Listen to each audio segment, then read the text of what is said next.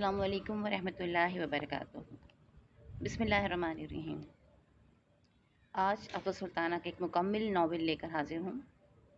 نام ہے وہ چہرہ تمہارا تھا۔ ناول پڑھنا شروع کرتی ہوں۔ وہ کرسی پر آنکھیں مودے بظاہر پرسکون ہی تھی، لیکن اس کے اندر بے قراریوں اور وحشتوں کی ٹھاٹے مارتے سمندر سے احسن بخوبی واقف تھے۔ وہ ہنستی تھیں اور اس کی نم آنکھیں انہیں اتھر پتھر کر ڈالتی تھیں۔ اس لڑکی سے بے تحاشا ہمدردی اور محبت ہونے کے باوجود انہوں نے کبھی بھی اس سے ہمدردی نہیں کی۔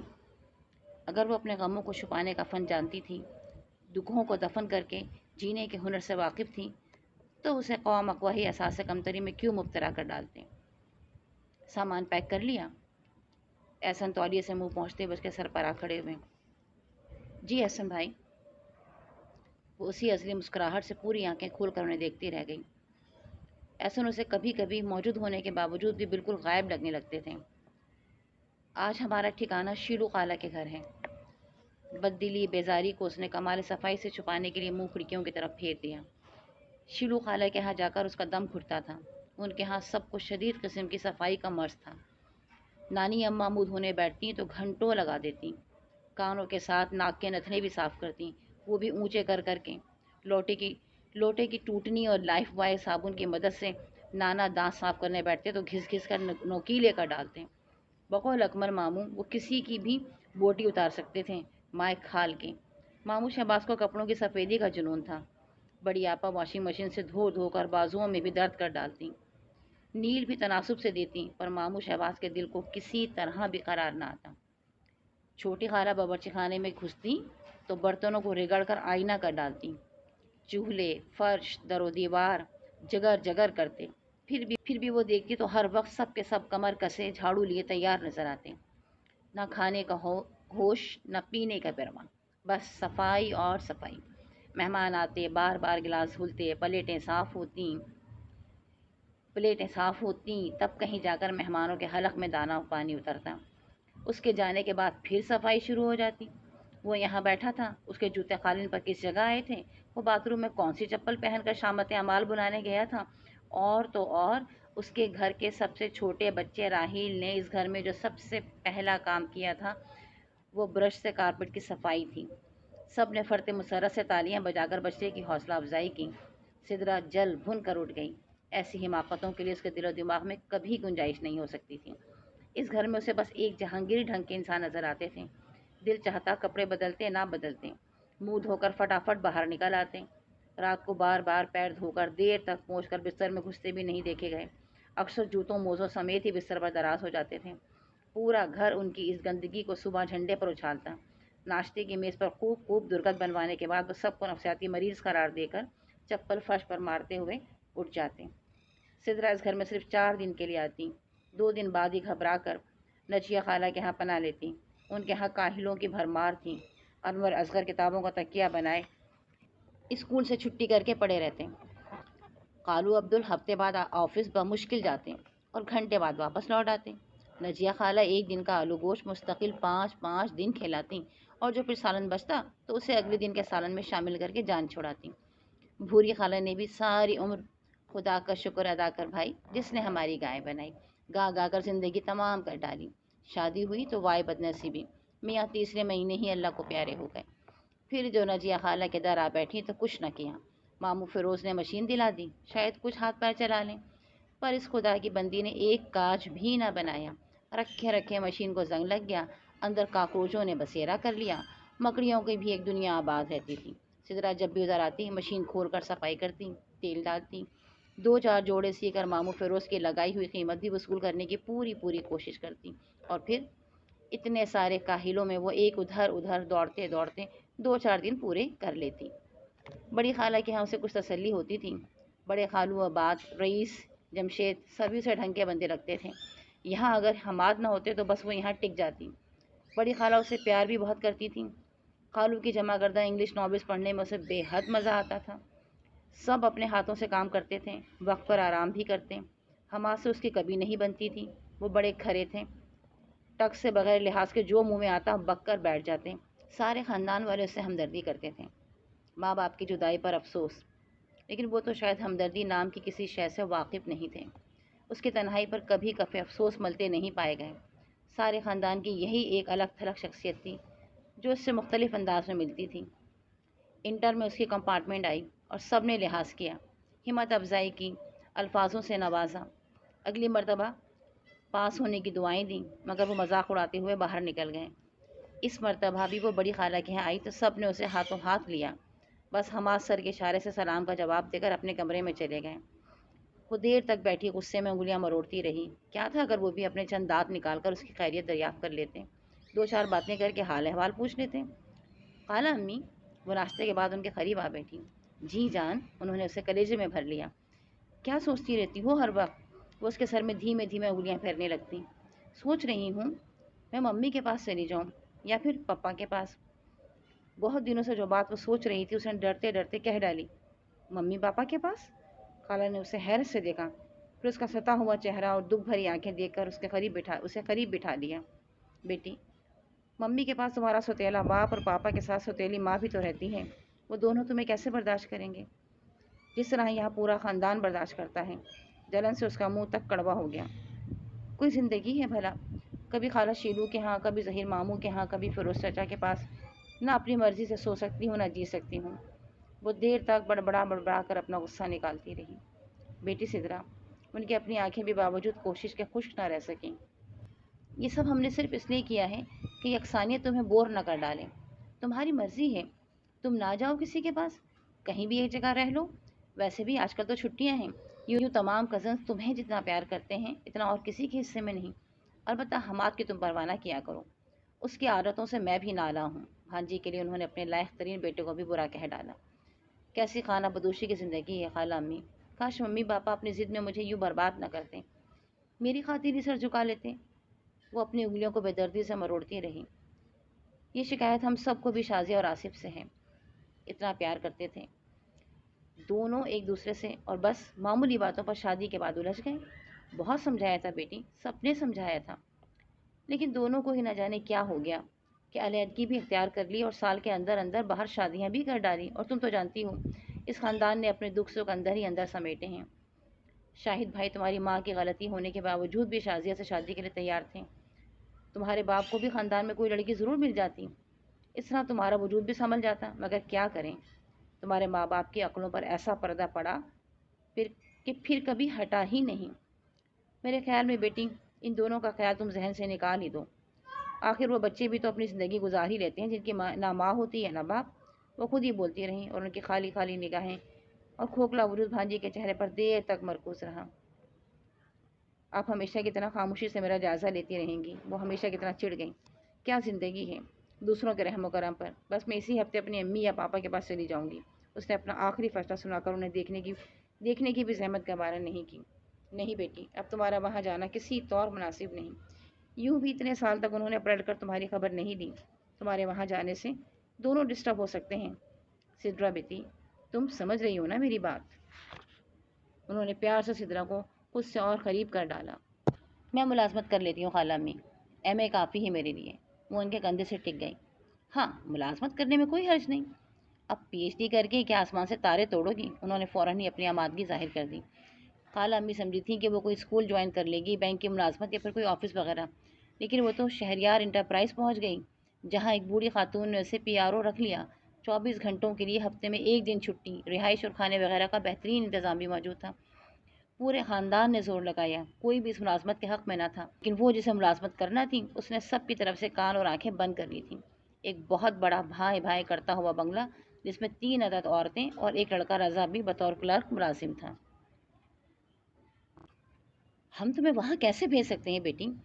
اس طرح کی ملازمتیں افسانوں اور ناولوں میں تو مل جاتی ہیں، مگر حقیقی زندگی کو سوٹ نہیں کرتی۔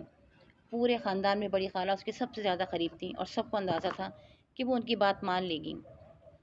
نہ تو میں کمزور ہوں نہ کوئی بچی، پھر بھی اگر آپ خوفزدہ ہیں تو چل کر تسلی کر لیں، وہ خاتون نہایت نیک ہیں، ان کے آس پاس میرے علاوہ 3 ملازمائیں بھی ہمہ وقت موجود رہتی ہیں۔ سدرا نے جلدی جلدی کپڑے اٹیچی میں رکھے ٹھوستے ہوئے جواب دیا۔ ضد نہ کرو بیٹی، ضد کا انجام کبھی بھی اچھا نہیں ہوتا۔ انہیں اچانک ہی اپنی بہن شازیہ یاد آ گئی، جس نے قوم مقواہ کی ضد میں خاندان کی روایت کا شرازہ بکھیر کر رکھ دیا اور حقیقتاً اپنی بیٹی دربدر کر ڈالی تھی۔ کسی دوسرے گھر میں 24 گھنٹے بھلا یوں کوئی جوان لڑکی رہتی ہے؟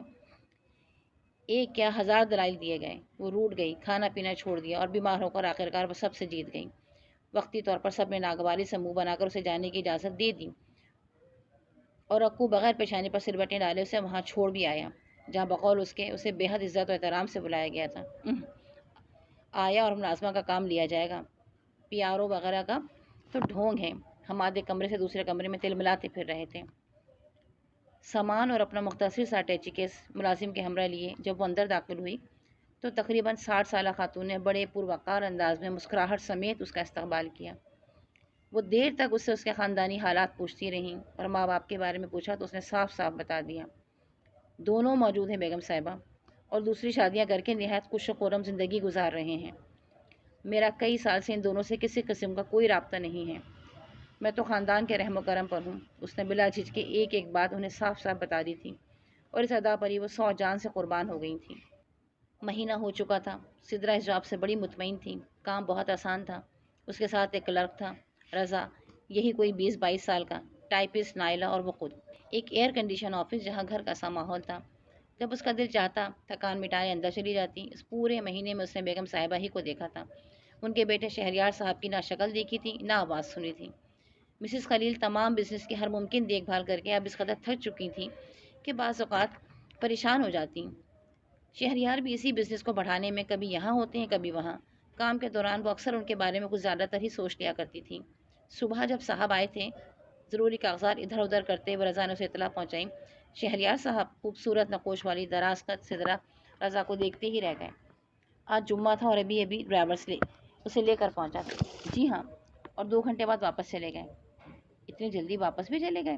وہ حیرت زدہ رہ گئی۔ اسے یہاں آئے ہوئے مہینہ ہو چکا تھا اور شہریار صاحب کی پرچھائی بھی نہیں دیکھ پائی تھی۔ کب آئے تھے؟ وہ اتنی جلدی ہی واپس جاتے ہیں؟ صبح 9 بجے آئے تھے، 11 بجے چلے گئے۔ رضا نے اسے بڑے غور سے دیکھ رہا تھا۔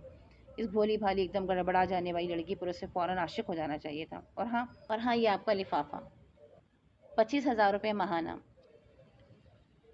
صاحب نے کہا ہے اگر آپ مطمئن نہ ہوں تو 4-5 ہزار اور بھی بڑھائے جا سکتے ہیں۔ لیکن وہ ایک پل کو رکا، اس کی سیاہ پلکیں جھپکاتی آنکھوں میں جھانکا۔ لیکن ایسا کرتے ہوئے شہریار صاحب کو ہرگز خوشی نہیں ہوگی۔ وہ شرارت سے مسکرایا۔ ویسے شہریار صاحب نے 1 مہینے کی ایڈوانس رقم بھی دی ہے۔ ہفتے میں 1 دن کی چھٹی کے بارے میں تو آپ کو پتہ ہی ہے۔ پک اینڈ ڈراپ کی سہولت بھی موجود ہے، میڈیکل فری۔ وہ قدرے خم ہو کر بولا، بشرط یہ کہ آپ بیمار ہونا پسند کریں اور بار بار کریں۔ رضا کی ہنسی کے ساتھ سدرا بھی بے اختیار ہنستی چلی گئی۔ اس پرسکون اور خاموش ماحول میں رضا کی ذات ہی وہ واحد ہستی تھی جو اس بڑے سے گھر کے سناٹوں کو چیر ڈالتی تھی۔ نائلہ بہت کم گو لڑکی تھی، نیز وہ پارٹ ٹائم جاب کے لیے آتی تھی۔ ٹائپ کرنے والا تمام کام جھکی جھکی نظروں سے مکمل کرتی اور واپس لوٹ جاتی۔ تو پھر آپ مطمئن ہیں نا مس سدرا؟ رضا میز کی پچھلی طرف سے گھوم کر اس کے سامنے آ گیا۔ ہاں ہاں بالکل، اس نے پرسکون لہجے میں سانس لی۔ نہ جانے بے ضرورت سے رضا سے وہ بکھلا کیوں جاتی تھی۔ لاؤبالی سا ہنسنے مسکرانے والا شوق لڑکا اب اسے اکثر و بیشتر چھیڑتا ہی رہتا تھا۔ وہ آپ کے لیے ایک پیغام بھی دیے گئے ہیں۔ کچھ دیر خاموش رہنے کے بعد اس کی کترنی دوبارہ چلنے لگی۔ کیا؟ سدرا نے فائل پر سے نگاہ نہ ہٹائی۔ اگر بیگم صاحبہ کی طبیعت خراب ہو تو آپ ان کا کام بھی سنبھال لیجیے گا، اس کے لیے ان کے پاس ایک مناسب معاوضہ بھی آپ کے لیے موجود ہے۔ نہ جانے وہ چھیڑ رہا تھا یا سچ کہہ رہا تھا۔ سدرا خاموشی سے اپنے کام میں مصروف رہی۔ آپ سن رہی ہیں نا میری بات؟ رضا کا موڈ غالباً باتیں کرنے کا تھا۔ ہاں کیوں نہیں، اس نے بغیر سر اٹھائے جواب دیا۔ کوشش کروں گی رضا کہ مجھ سے کسی کو کوئی شکایت نہ ہو، اس نے اداسی سے سر جھکائے ہوئے جواب دیا۔ یہ اس کی اپنی تقدیر تھی، ماں باپ کے ہوتے ہوئے وہ جوانی میں بھٹکتی پھر رہی تھی، کبھی اس در کبھی اس در در کی ٹھوکروں میں بھی بھلا کہیں قرار ملا ہے؟ ہر وقت کی فرما برداری، تابع داری۔ ایک جگہ رہنے کو دل چاہ رہا ہے، مگر فیروز ماموں کا فون آ گیا، شہباز ماموں نے زور ڈالا، وہ وہاں چلی گئی۔ خود سے بھی تو عادت ہو گئی تھی، نہ اپنا اٹھنا نہ بیٹھنا۔ ابھی یہاں بھاگ جائیے، کبھی بڑی خالہ کے یہاں چلی جائے، اس کی اپنی ہی وحشتیں اسے بھٹکاتی پھرتی تھیں۔ وہ دوسروں کو مورد الزام ٹھہراتی رہتی تھی۔ کبھی دل چاہتا کہ ماں کی آغوش میں منہ دے کر بیٹھ جائے، باپ کا شفیق ہاتھ سر پر آ دھرے، لیکن بس خالائیں اور ماموں ہی نظر آتے، یا پھر نانو جن کی صفائی نے اسے پہلے ہی بددل کیا ہوا تھا۔ رضا کی کوششوں کے باوجود وہ چند لمحے بھی اس کے پاس نہ بیٹھ پائی۔ مسز خلیل ہائی بلڈ پریشر کی وجہ سے پورے دن آفس نہ آ سکیں۔ وہ ان کی تمام کام بحسن خوبی نبھاتی رہی۔ رات سوتے سوتے مسز خلیل کے پاس چلی آئی۔ اب کیسی طبیعت ہے بیگم صاحبہ؟ اس نے انہیں دوا بھی کھلائی، تسلیاں بھی دیں، پاس بیٹھ کر اگلے دن کے پروگرام کے بارے میں بھی تفصیلات لیں۔ بیٹی تم مجھے بیگم صاحبہ نہ کہا کرو، میں تو تمہیں گھر کا فرد ہی سمجھتی ہوں۔ تمہیں ملازمت دینے کا مطلب ہی یہ تھا کہ میں اپنی بیٹی کی کمی پوری کر لوں۔ مسز خلیل نے محبت سے اس کا ہاتھ تھام کر لبوں سے لگا لیا۔ وہ سرتاپا پیار تھی، محبت ہی محبت، خلوص ہی خلوص۔ فون کی گھنٹی پر سدرا جواب دیے بغیر ہی پلٹ گئی۔ ادھر شہریار تھے، وہ پہلی بار ان کی آواز سن رہی تھی۔ کچھ دیر تو یوں ہی بول ہی نہ پائی۔ حلق میٹ کی آواز کو نکالنے میں کچھ وقت درکار تھا۔ وہ اس سے تنخواہ اور دوسری سہولیات کے بارے میں پوچھتے رہے۔ سدرا نے مختصراً جی ہاں اور جی نہیں میں مطمئن کر دیا۔ مسز خلیل سے لمبی گفتگو کے بعد شہریار نے فون رکھ دیا۔ بڑا ہی عجیب قسم کا لڑکا ہے، مجھ سے محبت بھی کرتا ہے اور اپنے بزنس پر بھی جان چھڑک، فیصلہ نہیں کر پاتا کہ کس کو وقت دیں اور کس کو نہ دیں۔ وہ دیر تک اپنی بے تحاشا زمینوں، جائیدادوں اور بزنس کی تفصیل بتاتی رہیں۔ سدرا بڑی حد تک مروب ہو کر اچانک ہی اداس ہو گئی۔ اس کے باپ کا بھی 5 اسٹار ہوٹل تھا، سنگاپور اور ہانگ کانگ میں گھر تھے۔ کیسا المیہ تھا کہ کروڑ پتی ہوتے ہوئے بھی وہ باپ کے چند روپوں کی حقدار نہ ٹھہر سکی تھی۔ نازک سے دل کے آس پاس بہت سے ٹانکے خود بخود اکھڑ گئے۔ رشتے لہو کو سمیٹنے کے لیے اسے فوراً ہی بیگم صاحبہ سے اجازت لے کر اپنے کمرے میں پناہ لینا پڑی۔ ویکینڈ پر شہریار صاحب کی طرف سے دی گئی لمبی سی گاڑی اس کی منتظر تھی۔ اسے ضروری جانا تھا، ابیر کی سالگرہ تھی، عباد نے اسے شاید یہی بتایا تھا۔ راستے میں اس نے ابیر کے لیے گفٹ پیک کرواتے ہوئے نانو کے لیے بھی خوبصورت سا آف وائٹ سوٹ خرید لیا۔ نانا ابا کے لیے اوولٹین، شیلو اور نجیب خالہ کے لیے فروٹ، بڑی خالہ کے لیے گرم شال۔ آخر وہ ملازمت کرنے لگی تھی اور وہ بھی اچھی خاصی تنخواہ والی۔ پھر ان تمام کزن پر بھی روب جمانا مقصود تھا، جو ڈبل ایم اے کرنے کے باوجود ابھی تک ملازمت کی تلاش میں سرگرداں تھے۔ صبح جلدی اٹھتے تھے، ادھر ادھر جوتیاں چٹکا کر دوبارہ اپنے اپنے گھروں میں لوٹنے پر مجبور ہو جاتے تھے۔ وہ لمبی سی گاڑی سے اتری تو تمام کزنز اس کے چاروں طرف جمع ہو گئے۔ وہی محبت، وہی والہانہ انداز جس سے وہ ہمیشہ اس کا استقبال کیا کرتے تھے۔ اور اب جو وہ اتنے دنوں سے ان سب کے درمیان موجود نہیں تھی تو ان کی شدتوں میں اور تیزی آ گئی تھی۔ ڈرائیور نے ادب سے تمام سامان نیچے رکھا، آنے کا وقت پوچھا اور سلام کر کے رخصت ہو گیا۔ سدرا سب کے گھیرے میں ایک شان تفاخر سے چلتی ہوئی اندر آئی۔ بڑے ہال میں تمام بزرگ موجود تھے اور سب نے اپنی ناراضگی بھول کر اسے بہت پیار سے گلے لگایا اور پیشانی چومی۔ تمام گھر والوں کی کوشش تھی کہ وہ ان کے پاس بیٹھیں۔ رات گئے تک وہ بیگم صاحبہ کی عمارتوں اور آسائشوں کا ذکر کرتی رہی۔ بڑے اٹھ گئے تو سدرا کزنس کے درمیان بیٹھی واقعات سناتی رہی۔ ویسے یہاں بھی تمہیں کسی نے جان بوجھ کر کوئی تکلیف نہیں پہنچائی تھی، ملازمت تو تم نے بیکار ہی کی۔ اکو یقیناً اس کی ملازمت سے خوش نہیں تھا۔ ہمارے گھر کی صفائی کے مرض میں مبتلا افراد نے تم سے کبھی صفائی نہیں کروائی۔ ارسلان نے کئی دلائل دے کر اسے قائل کرنا چاہا۔ جہانگیر بھی ہاں میں ہاں ملانے لگے۔ ذرا زبان تو دکھاؤ۔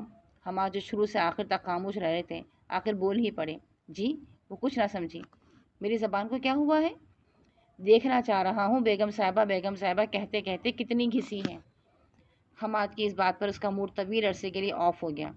یوں بھی حماد کے کھرے پن سے وہ ہمیشہ ہی چڑھتی آئی تھی۔ عباد، صفیہ اور ناظری نے حماد کو مزید نہ بولنے کا اشارہ کیا اور تمام کزنس نے بھی موقع کی مناسبت سے ادھر ادھر کی باتوں میں لگا کر ایک بار پھر نارمل کر ڈالا۔ وہ دیر تک ہنستی رہی۔ اس رات کوئی بھی سونے کے موڈ میں نہیں تھا۔ ایوب اور خاور نے رات 2 بجے پکوڑیاں تلیں۔ اصغر اور انور جو ہل کر پانی پینے کے حق میں نہ تھے، سدرا کی آمد پر چائے بنا لائیں، پھر برتن دھو کر رکھیں۔ سدرا کو پتہ ہی نہ چلا کہ رات کب ختم ہو گئی۔ ناشتے کے بعد جو وہ سوئی تو 4 بجے ناظرین نے آ کر جگایا۔ 4 بج گئے، پتہ ہی نہ چلا۔ وہ گھبرا کر اٹھ بیٹھی۔ اس کے واپس جانے میں چند گھنٹے ہی تو باقی تھے۔ چلو کھانا کھا لو۔ رضیہ بھی ساتھ تھی۔ کھانا؟ اس نے دوبارہ رسٹ واچ پر نگاہ ڈالی۔ کہیں نیند میں غلط سوئیاں تو نہیں پڑ ڈالی تھیں؟ ہاں بھائی، لنچ تمہارے انتظار میں ابھی کسی نے بھی دوپہر کا کھانا نہیں کھایا ہے۔ ناظرین نے اس کے سر کو پیار سے ہلایا۔ ہائے کیوں؟ وہ گلابی پیروں میں الٹی چپلیں پہن کر کھڑی ہو گئی۔ بھئی اب تم دور ہو گئی ہو تو تم سے اور زیادہ محبت بڑھ گئی ہے۔ رضیہ ہنسنے لگیں اور ساتھ ہی چپلیں صحیح کرنے کا بھی مشورہ دیا۔ وہ منہ پر پانی کے چھپکے مارنے کے بعد برش کر کے فوراً باہر نکل آئی۔ اب اسے اپنی نیند اور آرام اتنا پیارا نہیں تھا کہ سب اس کے کھانے کے انتظار میں سوکھتے۔ لمبے سے دسترخوان پر اس کی پسند کے کھانے موجود تھے، کوفتے، بھنا گوشت، مٹر پلاؤ اور کھیر، پتلی پتلی چپاتیاں اور پودینے املی کی چٹنی۔ اس نے خوب مزے لے لے کے کھایا۔ سب کی کوشش تھی سوائے حماد کے کہ اس کے حلق تک ٹھونس دیں۔ ہر کوئی حسب استطاعت اس کی خاطر میں لگا ہوا تھا۔ آپا سدرا، آپ ہمارے نہ پڑھنے پر ناراض ہوتی تھی نا، اب ہم دونوں نے پڑھنا شروع کر دیا ہے۔ اصغر اور انور اس پر ٹک ٹکی جمائے بیٹھے تھے۔ آپا سدرا چند گھنٹوں بعد رخصت ہونے والی تھی۔ پتہ نہیں اگلے ویکینڈ پر ان کا آنے کا ارادہ تھا بھی یا نہیں۔ خاندان کی اور تمام لڑکیاں تو منو کھاتی ہیں، یہ بات نے صحت مند ناظری کو خاص طور سے دیکھا۔ آپ کی 2 پتلی روٹیاں تو کسی پر بھی بھاری نہیں تھیں۔ خواہ مخواہ ملازمت کر لی، سچ بالکل مزہ نہیں آتا۔ ہم اب اتنے بھی برے نہیں کہ تم اگلے ہفتے شکل نہ دکھاؤ۔ افتخار نے پیار سے آنکھیں دکھائیں۔ وہ 2 ویکینڈ پر غائب رہی تھی۔ میں تو کہتا ہوں آپ نوکری چھوڑ کر شادی کر لیں، راشد نے شرارت سے مسکراتے ہوئے مشورہ دیا۔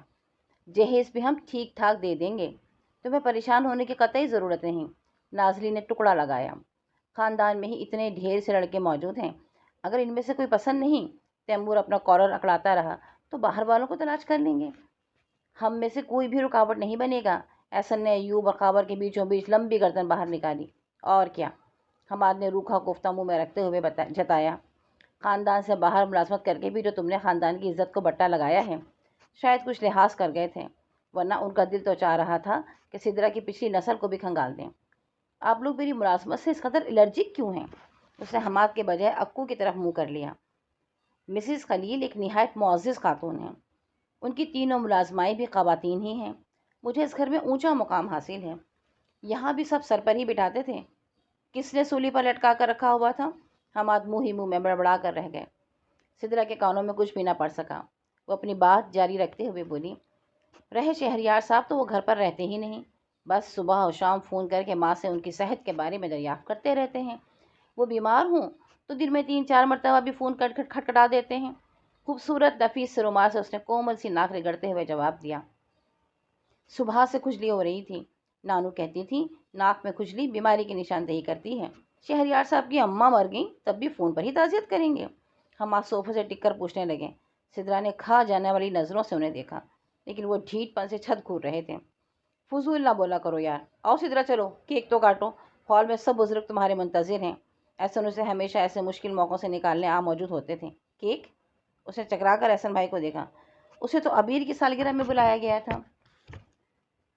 خیر سے ہمارے سینے پر مونگ ڈلتے ہوئے تمہیں پورے 23 سال ہو گئے ہیں۔ حماد پھر بھی کیل کاٹوں سے لیس ہی تھے۔ اگر میں اتنی ہی بری ہوں تو یہ سب چوچلے کرنے کی کیا ضرورت تھی؟ وہ پلٹی قہرآلود نگاہوں سے حماد کو دیکھتے ہوئے دانت کا چٹکا ڈالے۔ بزرگ کہتے ہیں تو کرنا ہی پڑتا ہے، احسن بھائی کو دیکھ کر حماد خیر نرم لہجے میں بولے، ورنہ وہ یہ بھی کہہ سکتے تھے کہ چونکہ اسے زہر نہیں دیا جا سکتا اس لیے ان تماشوں کی بھی ضرورت پڑ ہی جاتی ہے۔ ہال روشنیوں سے جگمگ کر رہا تھا۔ اس نے کیک کاٹا اور سب نے بے تحاشا تالیاں بجائیں۔ بزرگوں سے لے کر ہر فرد نے تحائف کا ڈھیر لگا دیا۔ حماد کا تحفہ سب سے بڑے ڈبے میں پیک تھا۔ اس نے سبھی کا شکریہ ادا کیا۔ مجبوراً حماد کو بھی تھینکس کہہ کر فوراً ہی پلٹ گئی۔ رات 10:30 بجے تک لڑکیاں مختلف گانے گا گا کر اپنی محبتوں کا اظہار کرتے رہے، اور سب کے کہنے پر وہ 2-4 لطائف حماد نے بھی سنائے۔ اس نے محسوس کیا لطائف نے ایک آدھا چوٹ اس پر موجود تھی۔ وہ منہ بنا کر نانی اماں کی طرف چلی آئی۔ دسترخوان لگتے لگتے 11 بج گئے۔ آپ کے لیے لمبی اونچی پجیرو آ گئی ہے۔ ابھی اس نے پہلا لقمہ ہی لیا تھا کہ حماد تنتناتے ہوئے اندر آ گئے۔ ارے بیٹا، کھانا تو ڈھنگ سے کھانے دو اسے۔ نانو جو ابھی گھنٹہ بھر سے جوتیاں دھو کر آئی تھیں فوراً ہی بولی۔ پورا ختم کر کے جاؤں گی نانو، ڈرائیور 4 گھنٹے بھی انتظار کر سکتا ہے۔ اس نے حماد کو سنانے بلکہ جلانے کے لیے 4 گھنٹے پر خاصا زور دیا۔ ارے ہاں، وہ کوئی توپ پر تھوڑا ہی دم کر دیں گے۔ نجیہ خالہ خواہ مخواہ لڑنے بیٹھ گئیں۔ آپ پریشان نہ ہو نجیہ خالہ، اسے ہنسی آ گئی۔ مسز خلیل بہت ہمدرد اور مہربان ہیں، بیٹی بیٹی کہتے زبان سوکھتی ہے۔ وہ قدرے اونچی آواز میں حماد ہی کو سنا رہی تھی۔ ہاں، اصل اماں تو تمہاری وہی ہیں، ان کی گود میں بیٹھ کر لوریاں سنا کرو نا۔ حماد صرف منہ ہی منہ میں بڑبڑا کر اسے گھورتے رہے۔ کچھ کہہ رہے ہیں آپ؟ صدرہ نے جلانے کے لیے مزید سوال بھی کر ڈالا۔ کہہ رہا ہوں کہ وہ مہربان خاتون کپڑے وغیرہ خود بنا کر دیں گی یا؟ انہوں نے کاٹدار لہجے میں مسکراتے ہوئے سوال کیا۔ نہیں، تنخواہ کے ساتھ کچھ الاؤنس ملے گا۔ وہ نانو اور نجیہ خالہ کا لحاظ کر گئی۔ نانو کو پٹرا پٹرا بولنے والی لڑکیاں قطعی ناپسند تھیں۔ बॉस कैसे हैं सिद्रा आपा? असगर मुस्तकिल तारीफें सुन सुन कर मुतजस्सिस हुआ था। देखे तो नहीं, लहजे से तो निहायत हलीम लगते हैं। उसके वजूद में ढेर सारी खुशियां बिखर गईं। उनके घर उनकी तस्वीर तो होंगी? अनवर ने पूछा। तस्वीर तेरी दिल मेरा बहला न सकेगी, हम गुनगुनाते बल्कि उसे सुनाने लगे। सिद्रा ने कोई जवाब नहीं दिया। प्लेट में सालन निकाल कर मजीद आधी रोटी तोड़ ली। हमाद काफ़ी से ज़्यादा खिंचाई के मूड में थे, लेकिन बर वक्त किसी दोस्त की आमद ने सिद्रा की जान बख्शी कर डाली। न पिछले न उससे पिछले दोनों वीकेंड पर वो बावजूद कोशिश के ना आ सकी। बस फ़ोन पर फर्दन फर्दन सबकी खैरियत दरियाफ्त करके गिले शिकवे दूर कर दिए थे। इस हफ्ते उसका पक्का प्रोग्राम था, नानू से मिलने, नजिया खाला को देखने और न जाने क्यों हमाद को खरी खरी सुनाने को खुद ही खुद दिल चाह रहा था। लेकिन शहरियार साहब की आमद ने सब कुछ उलट पलट कर दिया। नाजली, रजिया और तमाम कज़न्स देर तक एहतजाज करती रहीं, खूब नाराज़ हुईं, ना बोलने की धमकियाँ भी दीं। मैं ज़रूर आती नाजली, लेकिन आज शहरियार साहब आ रहे हैं, कुछ ज़रूरी फ़ाइलें देखेंगे। उसे अपनी मजबूरी बताते हुए खुद भी कुछ कुछ दुख हो रहा था। वाह भाई, खूब है, हमें तरसाती हो और गैरों पर बरसती हो। नाजरी ने झड़प पिलाई। ये बात नहीं है। वो शर्मिंदा हो गई। कितनी खुशामिदों से बुलाया जा रहा था। अच्छा, कल ज़रूर आना है। मूना की बात पक्की करने के लिए ससुराल वाले आ रहे हैं। तुम ना आई तो वो बहुत नाराज़ होगी। नाजरी देर तक डराती रही। अरे वाह, बेहद खुशी हुई। मेरी तरफ से उसे मुबारकबाद दे देना। मैं नहीं दूंगी मुबारकबाद, तुम खुद आकर देना। हम फजूल बातों का ठेका नहीं लेते फिरते। नाजरीन ने नाराज नाराज फ़ोन पटक दिया। सिरा देर तक खड़ी मुस्कुराती रही। शहरियार की फ़्लाइट 8:30 बजे पहुंचना थी। वो 7 बजे ही तैयार होकर बाहर निकल आई। निस्बतन गहरे रंग के सूट पर नानू का दिया हुआ हल्का सा सेट उसके चेहरे पर खूब सज रहा था। रज़ा के साथ जिना टर्मिनल पर खड़ी सिद्रा कभी भी किसी की इतनी शिद्दतों से मुंतज़िर न हुई थी। वो भारी भारी गंभीर लहजा और ठहर ठहर कर बोलने वाला शख्स कैसा होगा? ऐसा वैसा ऐसा लम्हों में उसने सैकड़ों चेहरे तकरीर कर डाले, ढेरों सूरतें बना डाली। हाँ, वो शहरियार ही थे, ऊंचे लंबे और सामने से भरे भरे जिस्म वाले। उनके चेहरे पर कदरे हल्की सी सख्ती भी थी, शायद इसलिए कि वो उसके बॉस भी थे। ग्रे कलर के सूट में मैचिंग टाई लगाए रज़ा को पहचान कर शहरियार इधर ही चले आए। आप कैसी हैं मिस सिद्रा? रज़ा के तारुफ कराने से पहले ही उन्होंने पसंदीदा निगाहों से पास खड़ी लड़की को पहचान लिया था। उसका शुमार उन खुशनसीब लड़कियों में था जिन्हें बार बार देखने को दिल चाहता है, जो अक्सर व बेशतर पहली निगाह में दिल के अंदर बसा ली जाती हैं। बिल्कुल ठीक सर। वो होले से सर झुका कर रह गई। और कोई प्रॉब्लम? उन्होंने गाड़ी स्टार्ट होते ही उसकी तरफ देखा। जी जी नहीं सर। वो उनके बाकी सवालात के जवाब भी इसी तरह देती गई। जी नहीं सर, जी हाँ सर, थैंक यू सर। वो 2-4 सवालों के बाद उन्होंने कीमती सिगरेट निकाली। लाइटर से जलाने के बाद शहरियार कश लेने के लिए उसकी तरफ झुके। आपको कोई एतराज़ तो नहीं? जी जी नहीं। अपने ख्यालों में महवियों से अजहद मरूब सिदरा गड़बड़ा गई। कितने वेल मैनर थे शहरियार। वो अक्कू, वो जहांगीर, इफ्तिकार तो जानबूझकर सिगरेट का धुआं उसके मुंह पर छोड़ देते थे। बाकी तमाम रास्ता खामोशी से कटा। सिदरा ने महसूस किया कि हर वक्त हंसने बोलने वाले रज़ा की बुद्धि भी बंद थी। इस जबानबंदी पर वो अंदर ही अंदर मुस्कुरा पड़ी। सुबह सिदरा बहुत सवेरे जागी, जल्दी जल्दी तैयार होकर ऑफिस पहुंची। या हैरत, वो इससे पहले ऑफिस में मौजूद थे, तमाम फाइलों का ढेर लिए बैठे थे। आपने भी रज़ा की तरह तमाम काम निहायत खुश असलूबी से अंजाम दिए हैं। वो बहुत खुले दिल से उसकी सलाहियतों के मुतारिफ थे। आपकी राइटिंग भी बहुत अच्छी है। उन्होंने जब उसकी लिखाई की तरफ इशारा किया तो वो मुस्करा दी। हमाद उसकी लिखाई के बारे में हमेशा 2-4 उल्टे सीधे जुमले कह डालते थे। तनख्वाह के बारे में तो कोई मसला नहीं मिस सिद्रा? शहरियार ने सर कदरे ऊंचा करके सवाल किया। जी नहीं, बहुत काफ़ी है। उसका तो रुआं रुआं शुक्रगुजार था। इतनी बहुत सी तनख्वाह, ढेर सा आराम और इतनी बहुत सी इज्जतें। बहरहाल वो कलम लेकर मुड़े। आपकी और रज़ा की तनख्वाह में मज़ीद 5,000 का इजाफा कर दिया है। So kind of you sir, so kind of you sir. वो सरतापा शुक्रगुजारी के बोझ तले दब गई। कोई यूं भी किसी को नवाजता है, इस तरह भी बख्शिशों की बारिश करता है। बकौल रज़ा के शहरियार तो सखावत का बहता दरिया थे। बांटने पर आते तो रोकने वाला हाथ नजर न आता। आज 2:30 बजे मेरी फ़्लाइट है। खड़े होते ही उन्होंने उसे इत्तला वहाँ पहुँचाई। आपके साथ जाने की ज़रूरत नहीं, अलबत्ता रज़ा मेरे साथ जाएगा। अभी पहुँचा नहीं। वो पलटे आस्तीन सरकाकर घड़ी देखी। सर, ऑफिस का टाइम 8 बजे शुरू होता है। सिद्रा का चेहरे पर ना चाहते हुए भी मुस्कुराहट फैल गई।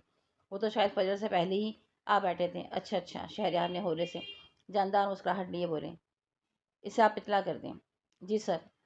वो दोनों हाथों को बांधे अपनी जगह पर खड़ी रही। शहरयार जा चुके थे। सिद्रा ने तमाम फाइलों को तरतीबवार नंबरों से एक एक करके लगाना शुरू कर दिया। मिस सिद्रा, शहरयार की आवाज़ पर चौंक गई। दोबारा दबे पाँव आकर वो तकरीबन उसके नज़दीक ही खड़े थे। یہ لسٹ ہے، یہ رقم۔ انہوں نے ایک بھاری سا لفافہ اس کی طرف بڑھایا۔ میں 15-20 دن تک کراچی نہیں آ سکوں گا، وقتاً فوقتاً یہ رقم آپ دے کر رسیدیں جمع کر لیجئے گا۔ اس نے چپکے سے لسٹ دیکھی، اندازہ کیا، وہ کم سے کم 1.5-2 لاکھ کی رقم اس کے حوالے کر رہے تھے، بغیر کسی گواہ اور ضمانت کے۔ ایک نئی لڑکی پر اتنا بھروسہ، اتنا اعتماد، وہ تو شاید خود بھی اتنا اعتماد نہیں کرتی تھی۔ اس کے نانا ابو تو اگر کسی کو 10 روپے بھی دیتے تھے تو 2-3 بار مسل لیا کرتے تھے، وہ بھی تھوک لگا لگا کر۔ سر آپ یہ رقم رضا کو دے دیں۔ وہ پیچھے ہو گئی۔ وہ کیوں؟ کہ آپ کھو دیں گی؟ پہلی بار اسے احساس ہوا کہ وہ شوق بھی ہو سکتے تھے۔ میرے خیال میں اتنی چھوٹی سی رقم کے لیے آپ کافی بڑی ہیں۔ انہوں نے سر تاپا جائزہ ایک نگاہ میں لے ڈالا تھا۔ سدرا اندر باہر نہال ہو گئی۔ بہت سی کلیاں من میں جھٹک کر پھول ہوتی چلی گئیں۔ دل کے آس پاس شنائیوں کی گونج نے پل بھر کے لیے اسے خود سے بیگانہ کر ڈالا۔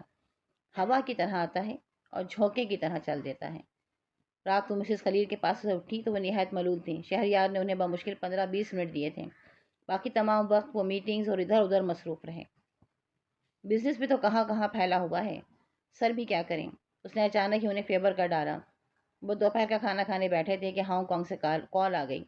آرام کرنے کے لیے کمرے میں جا رہے تھے کہ 2 امریکی دوست چلے آئے۔ نہ سونا نہ کھانا، اسے ان پر رحم آنے لگا۔ وہ انسان ہوتے ہوئے بھی مشینی انداز میں زندگی گزار رہے تھے۔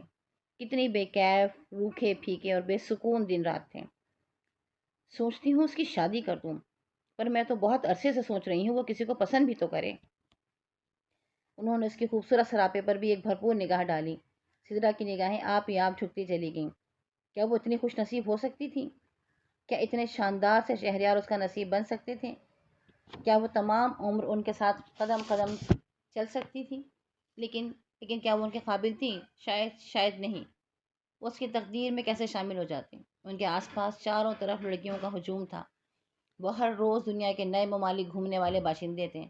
ان کی راہ میں سینکڑوں سدرا آتی اور جاتی ہوں گی، جنہیں وہ نظر انداز کر کے آگے بڑھتے رہے ہوں گے۔ جبھی تو آج تک کمارے ہیں۔ وہ کسی خوش فہمی میں مبتلا ہوئے بغیر فوراً ہی اٹھ کھڑی ہوئی۔